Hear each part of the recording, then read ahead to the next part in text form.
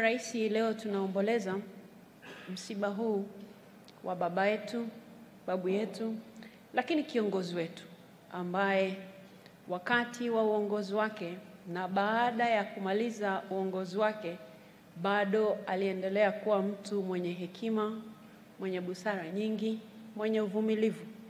Na bila shaka kama alivyosema baba askofu alipotuendeshea ibada hapa, ni mtu aliyependa kuwa na amani na watu wote. Hayo yote ni mafunzo kwetu sisi tuliosalia kujifunza kwa ndugu yetu huyu ambaye amelala leo.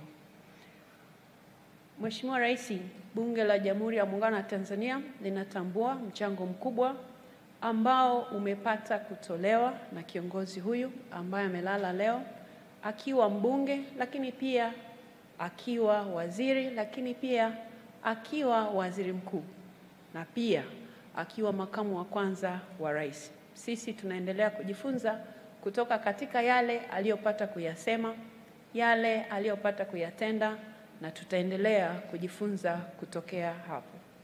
Mheshimiwa Rais, pamoja na hayo, wapo wabunge hapa hawatapata nafasi ya kuzungumza kwa sababu kiongozi wao leo nipo, lakini kipekee kabisa nitambue kwamba yupo mbunge wa jimbo hili la Mwanga, ndugu yetu Mheshimiwa Joseph Tadayo yuko hapa, lakini wapo pia wabunge wote wa mkoa wa Kilimanjaro.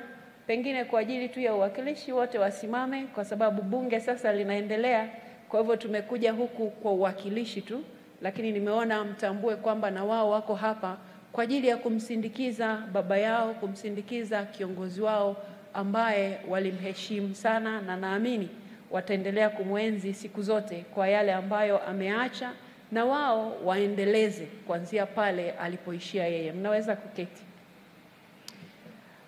Baba Askofu, sisi tulioko hapa kila mmoja wetu amekusikiliza kwa makini sana, na katika hali ya kawaida tukiwa mahali kama hapa, kuna neno linasemwa alafu unasema hili naona kama linamhusu fulani, lakini kuna neno linasemwa unaona linakuhusu wewe. Kwa hivyo kila mmoja amechukua lile ambalo yeye linamhusu. Lakini mimi niliamua kusikiliza kwa makini sana ule wimbo uliokuwa unasema mbinguni tunao utayari. Na nikasema lile beti, kwa kweli mimi ninakushukuru kwamba ulituruhusu wengine tusiimbe ambao hatuna utayari wa kwenda sasa. Kwa nimesema niseme hilo kwamba watu sisi ambao tuna uchaguzi mwaka huu 2025 hatujaimba ni kwa sababu si kwa sababu hatutaki kwenda mbinguni, lakini tunataka kwenda mbinguni ila baadaye.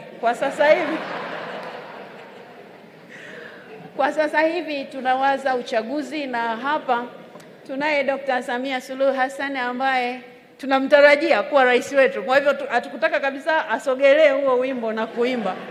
Na sisi wengine pia wenye matarajio kama hayo kwa kweli hatukuimba, na tunakushukuru sana kwamba ulituruhusu kwamba beti hilo tusio tayari tusiimbe. Kwa hivyo ndugu zangu, tuendelee kujifunza kwa baba huyu ambaye amelala hapa, na wakati wetu utakapofika wa kuondoka, watu wawe na cha kusema kile ambacho kitakuwa kinampendeza Mungu. Mungu awabariki sana. Mwenyezi Mungu ailaze roho ya marehemu mahali pema peponi. Amen.